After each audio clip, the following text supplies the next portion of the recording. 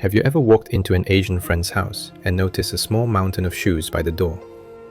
Or maybe you've traveled to Asia and been gently, or not so gently, reminded to take off your shoes before entering a temple, restaurant, or even a hotel?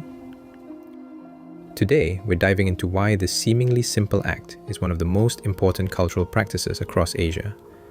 And trust me, it's about much more than maintaining clean floors. Let's start with where this all began. The practice of removing shoes indoors isn't new. In Japan, evidence suggests this custom has existed for approximately 2,000 years, where illustrated scrolls from the Heian period showed aristocrats practicing shoe removal in their homes. But why did this start? Well, think about traditional Asian architecture. In Japan, homes featured delicate tatami mats made from rice straw and soft rush grass. These weren't just floors, they were expensive, delicate surfaces that served multiple purposes. People sat on them, ate on them, and even slept on them using futons laid directly on the floor. When we move over to China, the practice stems from the Zhou dynasty, dating back to 1046 through 256 BC, when removing shoes and socks was proper etiquette before meeting your lord. Back then, houses were often raised about 2 feet off the ground, creating a clear physical and symbolic boundary between the dirty outside world and the clean interior space. Simply put, traditional Asian life happened much closer to the floor than it did in Western cultures.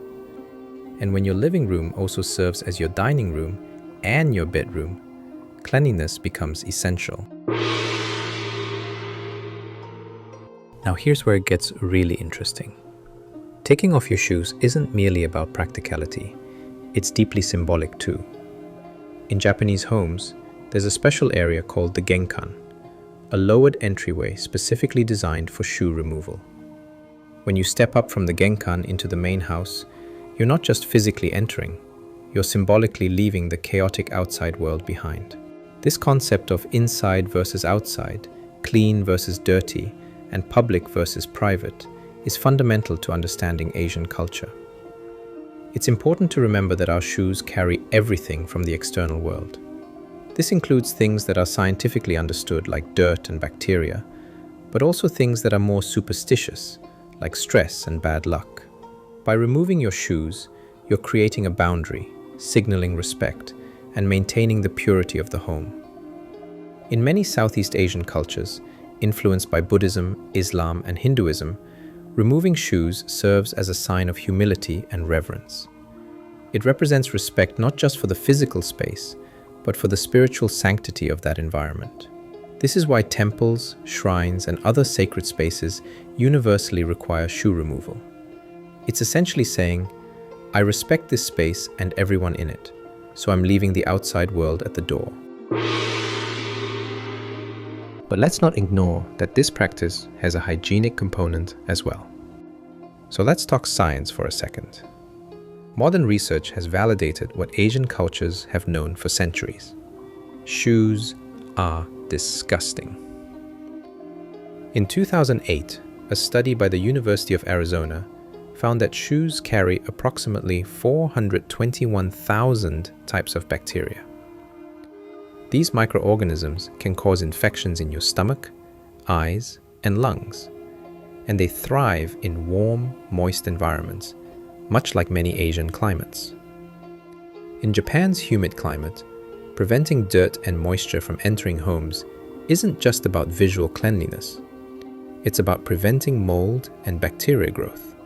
When you live in an environment where humidity is a constant challenge, shoe removal becomes a public health measure.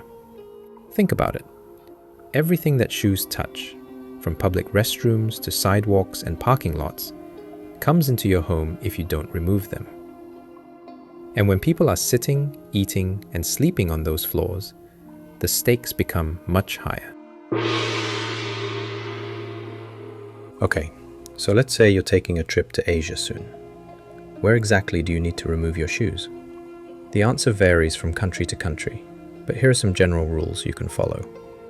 Always remove shoes in private homes, temples, shrines, and sacred spaces, traditional accommodations like Japanese ryokans, many schools across Asia, and restaurants with tatami mat areas or floor seating.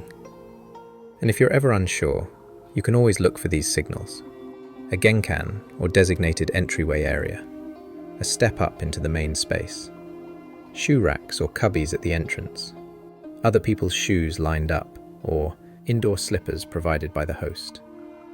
Here's another pro tip. In Japan, there's even a hierarchy of indoor footwear. You might wear slippers in the hallways, but remove them before stepping onto tatami mats. And there are even special toilet slippers that you only wear in the bathroom. And whatever you do, don't forget to take them off when you leave. That's a major faux pas. The practice is so ingrained that most Japanese people literally cannot imagine wearing outdoor shoes inside. It's not a personal preference. It's a fundamental way of organizing space and showing respect.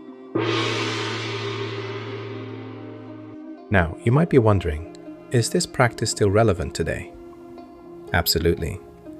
While some younger generations might be more relaxed about it, especially with foreign guests, the vast majority of Asian households still maintain this tradition. In fact, many young Asians are re-embracing this custom as part of their cultural identity. It's become a way to stay connected to their heritage in an increasingly globalized world. And here's the thing. When you're visiting an Asian home or traveling throughout Asia, following this custom shows respect. It demonstrates that you understand and value cultural differences. Even if it feels awkward at first, or you're worried about your socks having holes in them, simply putting in the effort makes a world of difference. In summary, the practice of removing shoes in Asia is a beautiful intersection of history, symbolism, hygiene, and respect. It's a reminder that cultural practices contain layers of meaning that go far deeper than they initially appear. So next time you see that pile of shoes at a doorway, you'll know you're not just looking at footwear. You're looking at thousands of years of tradition, a symbolic threshold between worlds, and a gesture of respect that brings people together. If you learned something new today, give this video a thumbs up and consider subscribing for more deep dives into Asian culture. And let me know in the comments, do you take your shoes off at home